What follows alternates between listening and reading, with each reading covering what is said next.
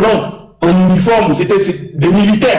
Donc c'est juste pour dire qu'aujourd'hui, Damiba est au Togo. Damiba ne peut pas organiser une tentative de déstabilisation contre le Burkina, contre le président Ibrahim Traoré, si le régime togolais, le gouvernement togolais n'est pas au courant. Et ce que je dis, ça n'engage que moi. J'invite le gouvernement togolais à démentir et je peux apporter les preuves. Et d'ailleurs, on a remis les preuves au service de renseignement burkinabé. Je ne dirai pas le nom, mais tout ce que je dis, je peux l'assumer. Et donc voilà. Donc c'est pour ça que je ne suis pas étonné. Je ne comprends pas pourquoi ils ne font que dénoncer l'État ivoirien, mais on ne dénonce pas le rôle que le Togo joue là-dedans. Et d'ailleurs, pour conclure, tu sais, il y a 4 jours, il y a des gens au Togo qui m'ont envoyé un message. J'ai décidé de ne pas le publier, qui m'ont dit qu'ils étaient au nord du Togo.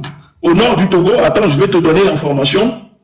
C'était des gens qui rentraient au nord du Togo vers, c'était le lundi, 22h30, 23h, disons, dans la nuit, dans la faune entre PCD et Ngambi. Ils ont trouvé qu'il y avait des bus qui transportaient des hommes blancs en uniforme, c'était des militaires. Et donc, ces personnes m'ont écrit en me disant que nous étions au nord du Togo, vers la frontière avec le Burkina, et on a croisé des bus remplis de militaires blancs dans un bus accompagné par un dispositif très allégé pour ne pas éveiller les soupçons et qu'ils avaient l'impression que ces militaires venaient par l'aéroport de Niamtougou. Parce que l'aéroport le plus proche, sûrement, c'était de Niamtougou. Donc, les personnes nous ont donné des informations. Mais moi, je n'ai pas pris soin de traiter l'information parce que d'habitude, je donne l'alerte. Mais tellement que ça ne me disait plus rien, j'ai décidé de ne pas traiter. Donc là, quand j'apprends qu'il y a eu un projet, encore une fois, de tentative de déstabilisation, et je fais le lien que lundi, on me signale des mouvements de militaires blancs entrés dans des bus au nord du Togo dans la nuit, entre 22h, 23h, etc., vers la frontière entre le Togo et le Burkina. C'est à se poser des questions. En tout cas, moi, tout ce que je peux dire, je sais que des militaires au Togo recrutent des mercenaires pour déstabiliser le pouvoir d'Ibrahim Traoré. C'est tout ce que je peux dire. Bon, autant entendu sur ce point. D'ailleurs, toutes ces... alors, c'est pas des accusations, mais tout ce que tu dis, dont tu estimes avoir les preuves, ce serait bien un jour que tu présentes, que tu fasses une vidéo complète en apportant ces éléments pour éviter ce que les gens puissent commenter en disant et les preuves, pour avoir voilà. Non, j'avais déjà fait une vidéo. J'avais déjà fait une vidéo. J'avais déjà fait des publications. J'avais déjà fait des publications pour en parler. Même quand j'avais révélé l'arrivée des militaires au Togo, où j'avais vu que les journalistes du régime ont fait des émissions pour démentir, mais à la fin, il s'avère que c'était vrai. Par exemple, je peux te montrer, nous sommes en direct, comme je te dis, j'ai des preuves dans mon téléphone. Par exemple, à l'époque où ils ont ramené les militaires, attends, je vais te dire, les militaires qui ont débarqué, par exemple, au nord du Togo, quand j'avais révélé l'information.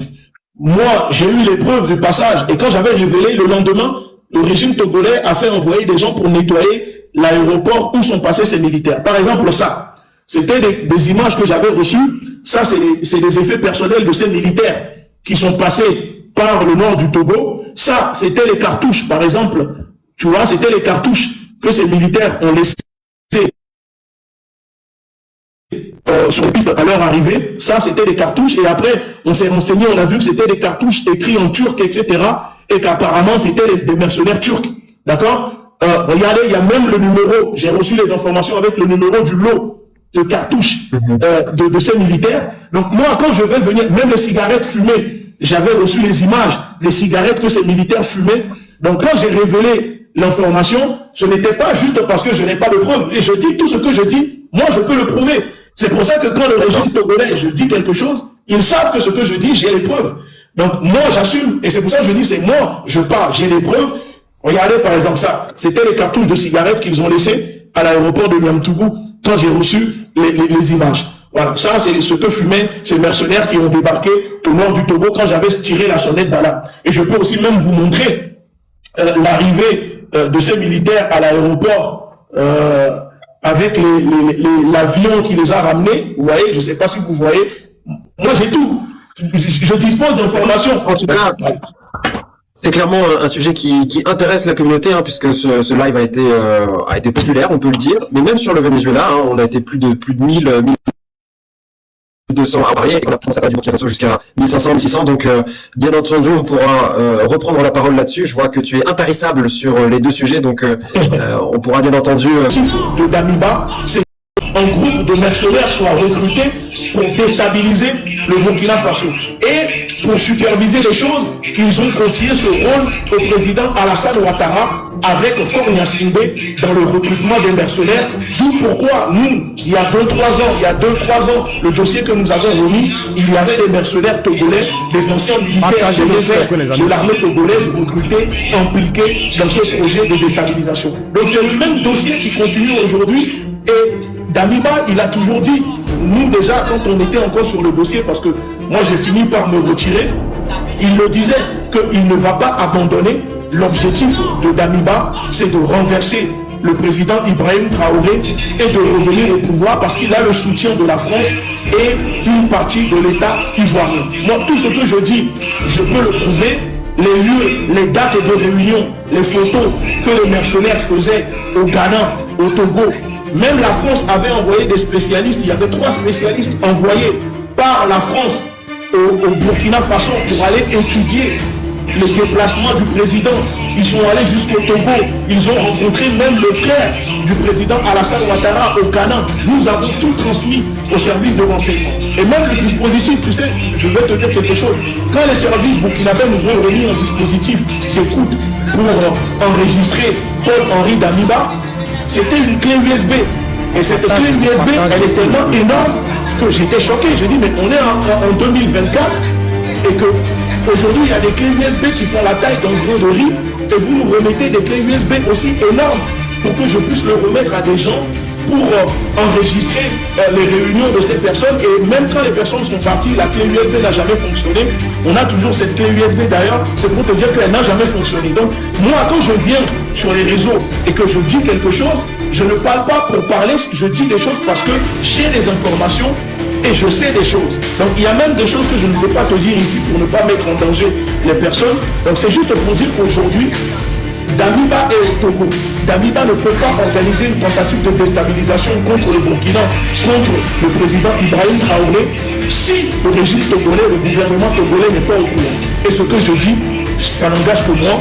J'invite le gouvernement togolais à démentir et je veux apporter les preuves. Et d'ailleurs, on a remis les preuves. Celui du Niger, celui de venir sur M. Faure Gnassingbé pour dire que la politique de Faure Gnassingbé, souvenez-vous lorsque Alain Foucault avait fait une entretien avec les 3 ministres des Affaires étrangères du Togo et puis du Mali, non, les 4 ministres des Affaires étrangères, parce qu'il y avait aussi le ministre des Affaires étrangères du Togo sur le plateau, celui du Niger, celui du Burkina et aussi celui du Mali.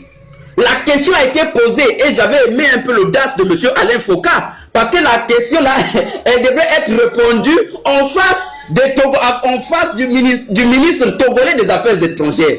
Et j'ai aimé la réaction du ministre des Affaires étrangères nigérien qui n'est pas allé des mêmes ordres. Il n'a pas eu sa langue dans la poche. Il a dit notre confédération est jeune et nous ne voulons pas pour l'instant qu'il y ait des chevaux de Troie dans l'espace. Nous devons consolider nos acquis. À partir de ce moment, nous pourrons envisager de nous étendre. C'est une réponse qui était directement envoyée au ministre des Affaires étrangères du Togo, qui était sur le même, qui faisait un peu un vent de communication pour justement l'intégration dans l'AES. Pourquoi ils ont dit ça? Parce qu'ils étaient conscients. Ils étaient conscients de la bipolarité, bon, c'est pas vraiment de la bipolarité, mais du bicéphalisme politique et géopolitique de M. Faure Gnassingbé. Ils sont conscients de ça. Ils sont conscients. Et donc c'est ça même que j'ai dit tout à l'heure, qui a poussé les autorités de l'AES à se rétracter des grands projets d'intégration entre le Togo et l'AES. Parce que depuis que ça a été annoncé, ce n'est pas allé nulle part, ce n'est pas allé loin.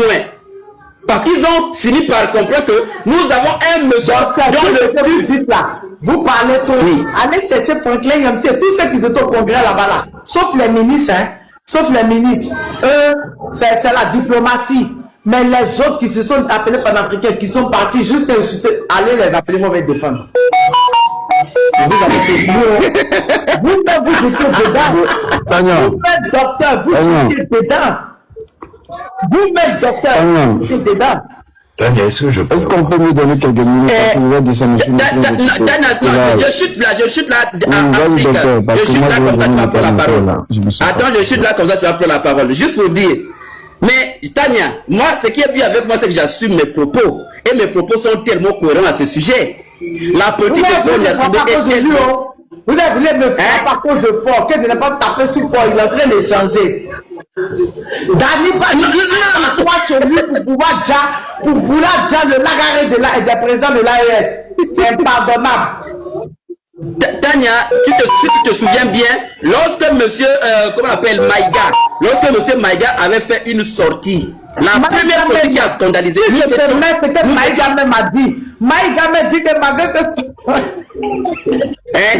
Donc ça veut dire que nous étions en avance. Justement, donc nous étions en avance sur Maïga parce que lorsqu'il a fait sa sortie... Non, docteur, ne changez pas de vous. Vous étiez dedans le lobby. On t'a fait par là, on t'a défendu Yamsisi. Allez dire au papounet de venir nous expliquer la partie du film parce qu'on n'a pas compris. Non, ok, Daniel, tu vois ce que je défendais, c'est quoi? C'est la tenue de cet événement. J'étais contre le fait que les Togolais puissent considérer que l'événement de la 9e conférence sur le panafricanisme était un événement qui venait introniser Faure Gnassingbé comme étant un panafricain. Non, j'étais contre le fait qu'il devient panafricain là. Ça va, vous qui avez dit ça ici? Non. J'ai dit ceci, je répète mes propos, Tania. J'ai démontré à quel point M. Faure Gnassingbé a posé des actes d'intégration panafricaine. Il a posé des actes. Est-ce que c'est la première fois que Daniba Non. Attends. Moi, je le trouvais incongru parce que c'était pas la première Daniba l'année passée, ce scénario qu'on a de vivre actuellement. L'affaire. Tu peux pas dire que Daniel et Daniba appellent pour comploter pour pouvoir dire le capitaine. C'est pour ça que je le trouvais incongru, peut-être taper sur lui. Mais vous n'avez pas Tania. Changé et que il Tania. Docteur disait quand il comment Tania, justement. Tania, tu vas comprendre que et c'est ce que même j'ai aimé de la sortie du discours du monsieur, du chef de la société civile, je pense, monsieur a dit ça tout à l'heure, nigérien, qui a remercié grandement le Togo, le président Faure Gnassingbé, d'avoir permis à ce que ces trois États-là puissent avoir accès à la mer au moment le plus fatidique de leur histoire. Ça, ce n'est pas moi, Tania. Voilà pourquoi je dis que il faut faire le distinguo entre les actes posés par quelqu'un et l'idéologie menée par quelqu'un. Il a certes posé des actes que nous reconnaissons en toute honnêteté scientifique, qu'il a permis de beaucoup pour que ces États-là puissent respirer parce qu'ils étaient étouffés. Nous ne pouvons pas, peu importe les actes qui sont posés actuellement, si c'est démontré que Faure Gnassingbé est participant, notamment à la déstabilisation, ça ne va pas annuler, même si c'est avéré, ça ne va pas annuler les actes qui ont été posés au moment le plus fatidique de ces trois États-là. C'est ça en fait que j'aimerais que les gens arrivent à comprendre la distinction. C'est ça que je voulais dire. Merci. Ok,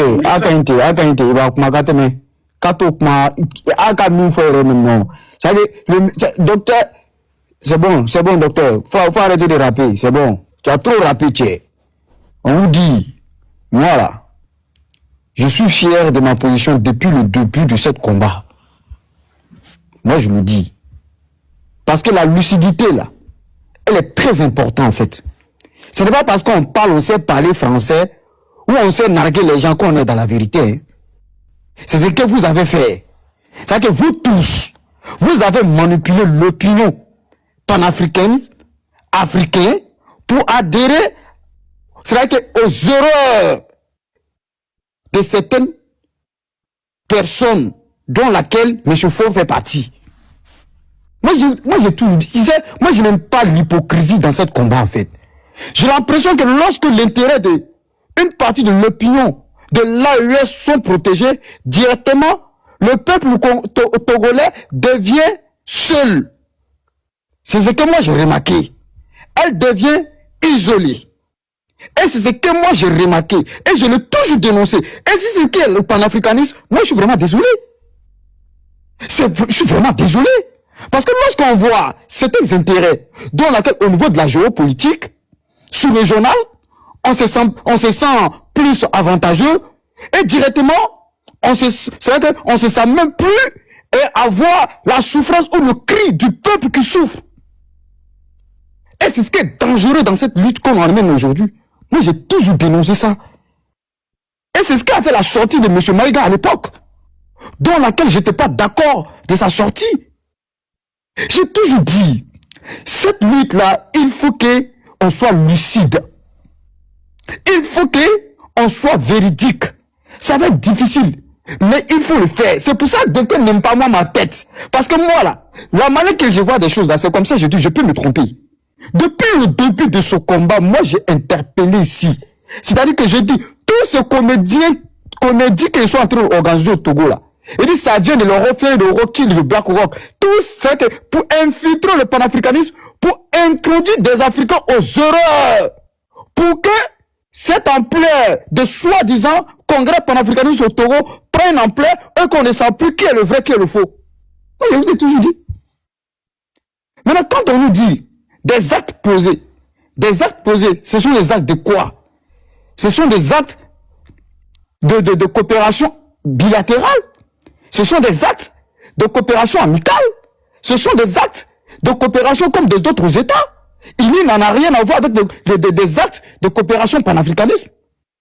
Je vous ai donné des indices ici. La Turquie fait partie des membres de l'OTAN. La Turquie, mais il ne refuse pas de fournir des équipements militaires ou défendre des intérêts au Sahel, y compris l'opposition de l'OTAN du Sahel. Ça ne dérange pas la Turquie parce qu'elle va chercher ses intérêts. Elle part chercher ses intérêts. Mais c'est ce que moi je vous ai dit.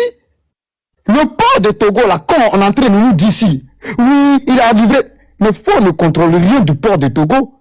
C'est les amis de Macron qui ont racheté des banques officielles, qui ont racheté le port du Togo, dans laquelle l'État même ne gagne rien. Ce sont des hommes d'affaires qui gèrent le port de Togo. Ce sont des banquiers qui gèrent le port de Togo. Alors, eux, je vous ai toujours dit, la vidéo elle est sur ma page, c'était il y a 1 an et demi de cela. Je dis l'impérialisme là, il a une stratégie. Cette stratégie là, remarquez toujours. L'impérialisme ne ferme pas toutes les portes. Remarquez ça toujours et écrivez, déposez.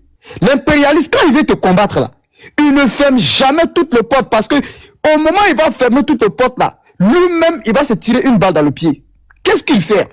Il met la pression de l'autre côté, il ouvre une voie de dialogue pour ne pas perdre tous ses intérêts. Parce qu'ils savent que ses intérêts vaut plus que de lui-même et de sa personne. Donc, qu'est-ce qu'il fait? On sait que le port de Togo, comme on appelle Abidjan, le port de Dakar, le port comme on appelle Cotonou. Mais tu penses que eux, ils vont plus à perdre tous ces ports-là, alors qu'on sait que la majorité de ces ports-là sont détenus par ces mêmes multinationales-là, et tous ces revenus-là ne seront plus à eux, vont se retrouver sur d'autres ports. Mais ils vont ouvrir une ouverture au niveau de Togo pour se racheter de tout ce qu'ils ont raté de l'autre côté.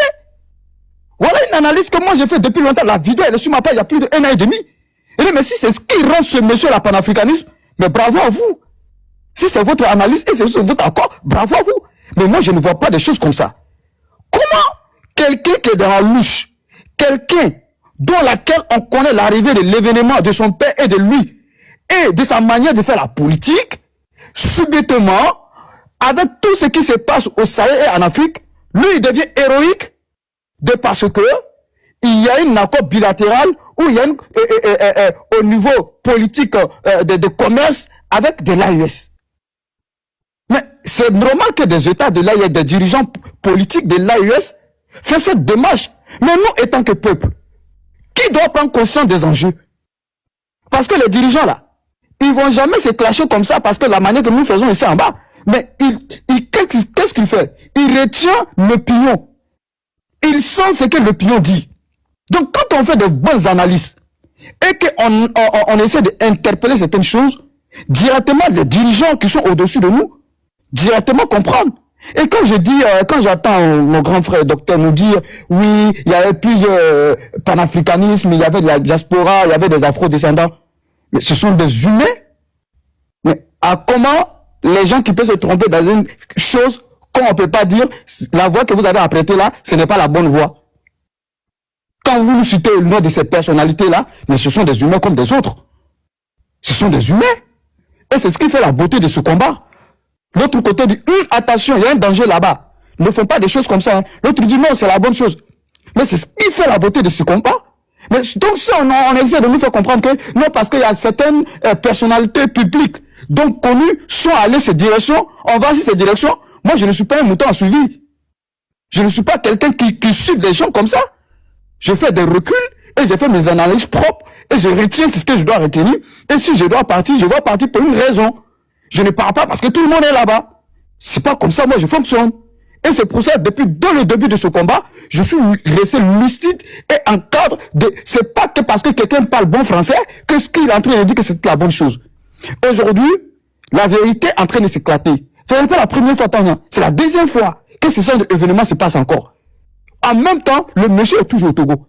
Qu'est-ce qui empêche M. Faure de livrer M. Dambiba au gouvernement burkinabé si lui, il est sincère de l'événement du combat qu'on amène? Vous savez, on doit faire attention avec la parole et des actes. Je vous pose la question. Oui, je vais chuter. Je vous pose la question.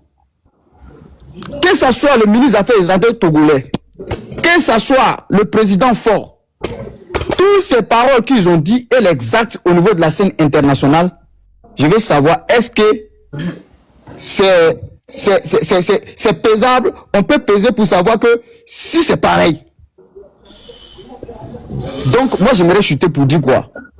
Moi, j'ai un sentiment, c'est mon opinion personnelle, je peux me tromper, mais j'ai un sentiment de délaissement du peuple togolais à l'épreuve souffrance pour l'intérêt de certaines choses. Et lorsqu'on sait que nous sommes tous menacés à l'extérieur, directement Faure devient le diable. Mais quand tout va bien, directement Faure devient, peut-être il peut changer. Cette idéologie, moi, je ne marcherai pas avec. Et c'est de l'hypocrisie totale. Ok. Et voilà ce que moi je pouvais dire. Je vous remercie. Merci. Merci. Lyon, on peut t'écouter.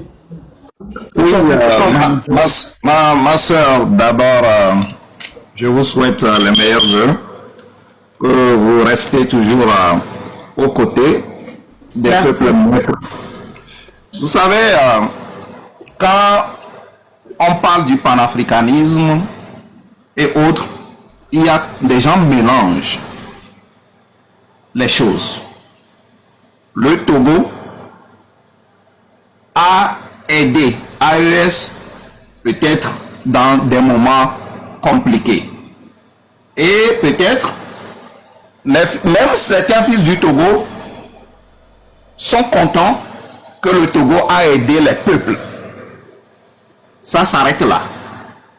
Maintenant, Faure Gnassingbé et son système dans le panafricanisme, c'est autre chose. Nous, quand nous commençons par écouter le panafricanisme du Togo, on a rapidement dit que nous, on ne veut plus même le panafricain au Togo. On veut peut-être les patriotes. Parce que Faure Gnassingbé et son papa, pour ceux qui ne les connaissent pas, il faut qu'on aille revoir le parcours de ces gens.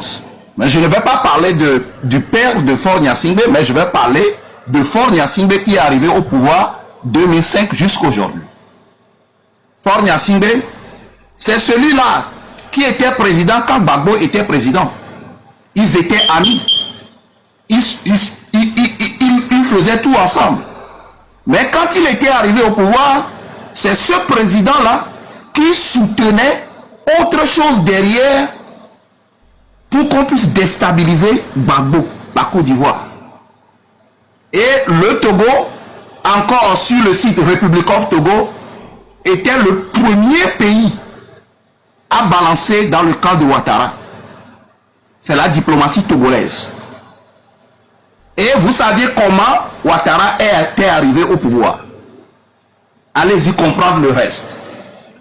Le second, c'est ce même président-là qui était allé à Saint-Egidio. Saint-Egidio en Italie, pour présenter le problème togolais et qui se présentait comme quelqu'un qui viendra résoudre tous les problèmes et le Togo sera en paix. Rouler J-Christ Olympio dans la farine, rouler toute la communauté internationale dans la farine, et Saint-Egidio même était roulé dans la farine. Quand J-Christ est arrivé, qu'est-ce qu'on a fait avec J-Christ? Les Togolais, le monde entier, peuvent voir cela aujourd'hui. Donc, c'est quelqu'un qui vient dans des situations pour juste garder son pouvoir et il s'en fout de ce qui se passe au sein de son peuple et même dans la sous-région. Cela ne nous regarde pas. C'est ce que les panafricanistes doivent commencer par comprendre. C'est pourquoi, arrivé un moment, les Togolais se méfient même du panafricanisme quand on entend le système de Faure Gnassingbé rentrer dans le panafricanisme. Et les Togolais préfèrent plutôt un patriote à la tête de leur pouvoir. Le régime du Togo n'est pas ami des présidents de l'AES. Nous avons toujours la chance de dire ça aux gens. Et nous sommes convaincus que les 3 présidents qui sont arrivés dans l'AES là, ils ont toutes ces informations. Ils sont informés, bien informés d'ailleurs. Et qu'ils ne se laisseront jamais avoir par un système austère, un pouvoir austère du Togo. Ibrahim Traoré sait qui est fort, sait comment le système du Togo fonctionne. Tiani sait, Goïta sait. Et ils sont préparés aussi dans cette relation. Pourquoi nous rassurons chaque fois les gens que ces présidents, ces 3 présidents intelligents-là ne tomberont pas dans ce jeu. Ils savent ce qu'ils sont en train de faire. Ils regardent, ils observent, ils écoutent aussi les autres, les consultants aussi dans le monde entier avec qui ils travaillent, ils les écoutent. Donc cela n'arrivera pas. C'est Faure Gnassingbé qui refuse de changer, qui tombera dans son propre jeu. Je répète une fois encore, Faure Gnassingbé et son système, les maintenanciers de son système, ce sont eux qui vont tomber dans leur propre jeu. Alors, calmons-nous. Le système du Togo est dans le mercantilisme panafricaniste. C'est ça ce qui se passe au Togo. Nous le savons depuis. Je vais encore aller très loin pour vous dire, le Faure Gnassingbé et son système, bon disons juste Faure Gnassingbé, est pire que tout impérialiste. Faure Gnassingbé est pire que tout impérialiste.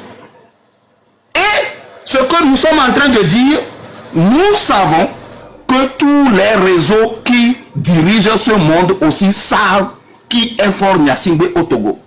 Et bientôt, nous allons tous constater qu'on va le prendre dans son propre jeu. Parce que ce jeu-là qu'il est en train de faire est vétuste, archaïque, précambrien, et ça ne fonctionnera plus dans notre période-là. Nous regardons, nous avons appris, nous connaissons, et tout le monde est debout aujourd'hui contre ce système qui est au Togo pour déstabiliser les gens à cause du pouvoir et la gourmandise du pouvoir.